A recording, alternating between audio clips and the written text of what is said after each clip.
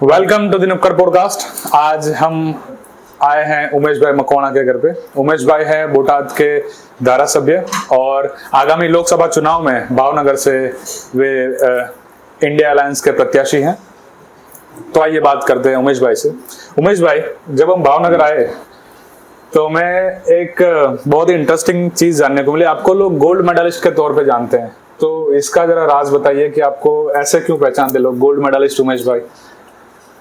वैसे तो मैं कृष्ण कुमार सीजी यूनिवर्सिटी का स्टूडेंट रहा हूँ।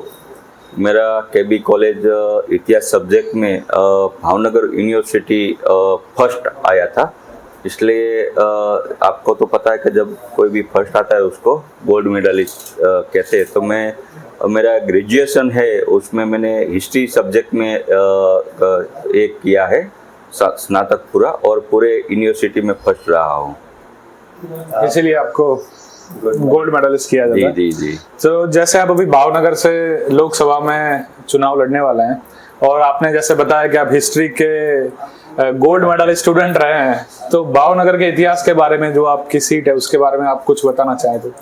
जी, ये भावनगर हमारा एक ऐसा है कि जो जब हमारा देश 1947 में आज़ाद हुआ तब अनेक स्टेट उस समय के थे, तो अलग अलग राज्य थे। तो सरदार वल्लभ भाई पटेल साहब उस टाइम तत्कालीन गृह मंत्री थे, तो वो चाहते थे कि पूरा भारत एक हो, उसका सपना था। तो हर एक 556 जैसे मतलब 62 जैसे रजवाड़ा थे, अलग अलग राजा थे, तो सभी को एक कैसे किया जाए। तो फिर वो आए भावनगर और महाराजा कृष्ण कुमार जी को बताया कि हमको लोकशाही देश में उसकी स्थापना करने, एक महाराजा साहब आप भावनगर देश के लिए समर्पित कर दीजिए। तो उस टाइम प्रथम राज्य भावनगर कृष्ण कुमार जी ने राज्य देश के लिए समर्पित किया। ये भावनगर ऐसी घटना हुई कि जो देश में अगर कोई सुनहरे अक्षर में नाम लिखा जाए तो वो है महाराजा कृष्ण कुमार जी, जिसने प्रथम राज्य देश के लिए समर्पित किया। उसके बाद अलग अलग राज्य सब एकीकरण करके पूरा भारत बना। अगर मान लो कृष्ण कुमार जी महाराज ने ये प्रथम राज्य नहीं दिया होता सरदार वल्लभ भाई पटेल को, तो शायद आज भारत नहीं होता। इतनी बड़ी देश की, इतनी वर्ल्ड की सबसे पहले जो लोकशाही है तो वो भारत है, तो आज भारत ही नहीं बनता। तो ये वो भावनगर एक कृष्ण कुमार जी महाराज का, जिसने प्रथम राज्य देश के लिए समर्पित किया है। सर, आप पूरा इतिहास आपने बताया भावनगर का। अभी आपका भी इतिहास बहुत बड़ा है, आपकी पर्सनल लाइफ का भी। सो आप पे भी जानलेवा हमले हो चुके हैं और अभी इस तरह की सिचुएशन में आप एमपी इलेक्शन भी लड़ रहे हैं। तो वो जो हमला हुआ था आप पे, उसका भी थोड़ा बताइए ताकि ऑडियंस को भी थोड़ा इंस्पिरेशन मिले कि किस तरह से लोकतंत्र जिंदा रहता है, और अभी आप आगे क्या करने वाले इसके बारे में? मैं पहले भारतीय जनता पार्टी में रहा था, उसके पहले मैंने एबीवीपी में काफ़ी सालों काम किया, संघ का भी स्वयंसेवक रहा था। तो जैसे ही मैंने 2020 में बीजेपी छोड़ी और अरविंद केजरीवाल की ईमानदारी राजनीति से प्रेरित हुआ और आम आदमी पार्टी ज्वाइन की 2020 के साल में, तो कुछ मैंने बड़े नेता के बहुत करप्शन करे, तो उसकी मैंने शिकायत बहुत ऊपर तक बीजेपी में की थी कि भाई इतना बड़ा करप्शन हो रहा है तो उसको हमको कंट्रोल करना चाहिए। और ख़ास करके हमारे यहाँ दरिया काठा के कोली समाज बहुत ज़्यादा है और बहुत गरीब है, और जो हमारे कोली समाज की जो ज़मीन थी, खेती की ज़मीन, वो उस 2020 के साल में निरमा और अल्ट्राटेक कंपनी ने माइनिंग के लिए संपादन गैर कायदेसर किया, और उसमें कई बीजेपी के बड़े नेता उसका साथ दे रहे थे। और उस टाइम आपने देखा होगा कि बहुत बड़ा आंदोलन कोली समाज का चला था। तो उसी टाइम में हमने वो जमीन, हमारी कोली समाज के जो आगेवान की थी, ओबीसी समाज की वो जमीन थी, जो उसका पूरा जीवन धोरण नहीं उसके ऊपर था, तो वो जमीन पुलिस का दुरुपयोग करके वो कंपनी ने पड़ा ली थी।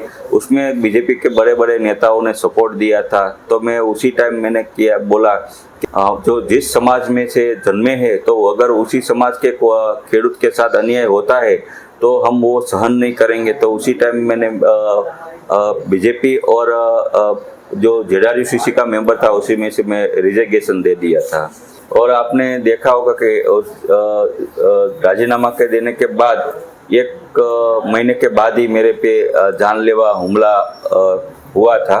तो आपको तो पता है कि जब भी कोई पिछड़ों की आवाज़ उठाता है, भ्रष्टाचार के खिलाफ आवाज़ उठाता है, तो उसके ऊपर जानलेवा हमला होता है या तो फिर उसको परेशान किया जाता है। लेकिन मैं कष्टभंजन दादा की कृपा से और मेरी बोटाद की जनता, भावनगर की जनता के आशीर्वाद से फिर से मेरा नया जन्म हुआ है और फिर से ये अहंकारी लोगों को के सामने अभी लड़ रहा हूँ। तो बहुत ही बढ़िया और बहुत ही इंस्पायरिंग इन्होंने बात बताई कि भाई जब सच्चाई की बात होती है, जब दबे हुए कुचले हुए लोगों के बारे में जब कोई आवाज उठाता है तो उसकी आवाज को पूरी जोर से दबाया जाता है, उसके ऊपर जानलेवा हमला किया जाता है। और वहां से जो बच के आए तो जो वो क्या रहा आपकी जो स्ट्रगल, उसको उस समय आपका जो मानसिक तौर होगा, आपने ऐसा सोचा होगा कि भाई मैं पॉलिटिक्स भी छोड़ दूं, या फिर ऐसे कई सारे नेगेटिव ख्याल आ जाते हैं और पकड़ लेते, तो उसमें से आपने अपने आप को कैसे निकाला और आप यहाँ इतने मजबूती से खड़े हैं आज? हाँ, इंस्पिरेशन क्या रहा उसके लिए? वो बहुत मेरे लाइफ का सबसे बुरा समय वो उस टाइम था, क्योंकि मेरे पे जानलेवा हमला हुआ था। तो उस टाइम मुझे पता भी नहीं था। एक मंथ मतलब 30-35 दिन तो मैं आईसीयू में रहा था।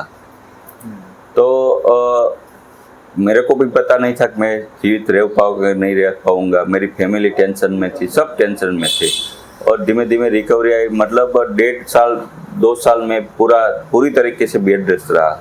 उस टाइम मेरी फैमिली भी, मेरी वाइफ और मेरी फैमिली ने बहुत सपोर्ट दिया, खूब सपोर्ट दिया। और उस टाइम मैं सोच रहा था कि नहीं अब तो पार्टी छोड़नी चाहिए, अब पॉलिटिक्स ही छोड़ देना चाहिए, ऐसा मतलब फैमिली के लिए विचार आ रहा था। क्योंकि आर्थिक संकट में भी आ गया था, बहुत खर्चा हो चुका था। और मेरी जो कंपनी थी वो भी मतलब उस टाइम बंद हो चुकी थी। जितने भी कॉन्ट्रैक्ट थे, मेरे बिल आज भी नहीं क्लियर किए दिए ये शासकों ने। तो आर्थिक संकट बहुत बड़ा खड़ा हो गया था, फैमिली भी बहुत डिस्टर्ब हो रही थी, बहुत बहुत बुरा ये समय था। तो उस टाइम मेरे फैमिली ने बहुत सपोर्ट दिया।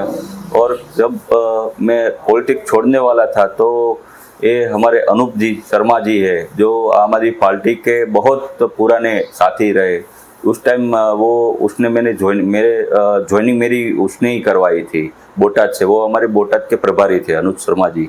तो उसने बोला कि नहीं सर, आप जैसे अगर लोग चले जाएंगे पॉलिटिक्स से तो लोकतंत्र कैसे बचेगा, आप थोड़ा संभल जाए, सब अच्छा हो जाएगा। तो मैंने सोचा, क्योंकि वो मेरे को आम आदमी पार्टी में लाने वाला ही वही सब था। तो ठीक है, मैंने सोचा कि कोई बात नहीं, इतना संघर्ष किया है तो 1-2 महीना रुक जाते।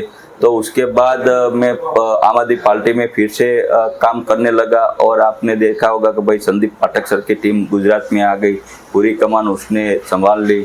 उसके बाद मतलब मैं फिर से लोगों के बीच में जाने लगा और लोगों की आवाज़ उठाने लगा।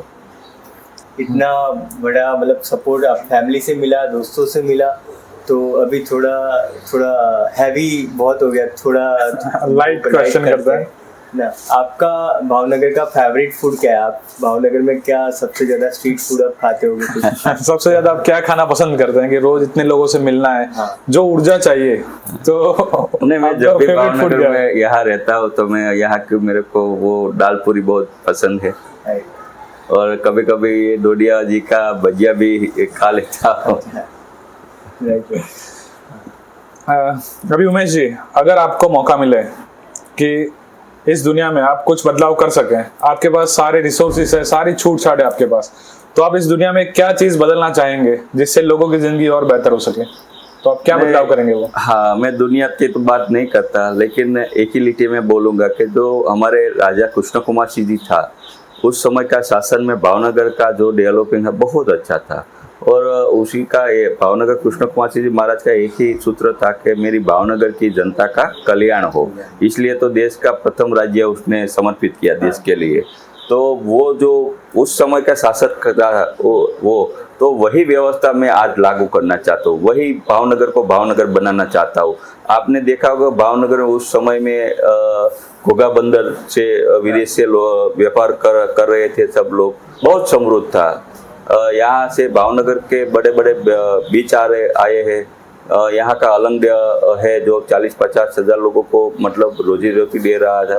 तो मैं मतलब मेरे जो भावनगर के युवा है उसको रोजगारी के देने के लिए मैं कुछ सोचना चाहता हूँ और उसके लिए कुछ काम करना चाहता हूँ। ठीक है। बहुत साधु, बहुत बढ़िया सर, आपके बहुत बढ़िया विचार है, आपका शगल भी बहुत उम्दा है, मतलब बहुत लोगों को प्रेरणा। आपने जो हमें समय दिया उमेश भाई, एना માટે ખૂબ ખૂબ આભાર આપનો।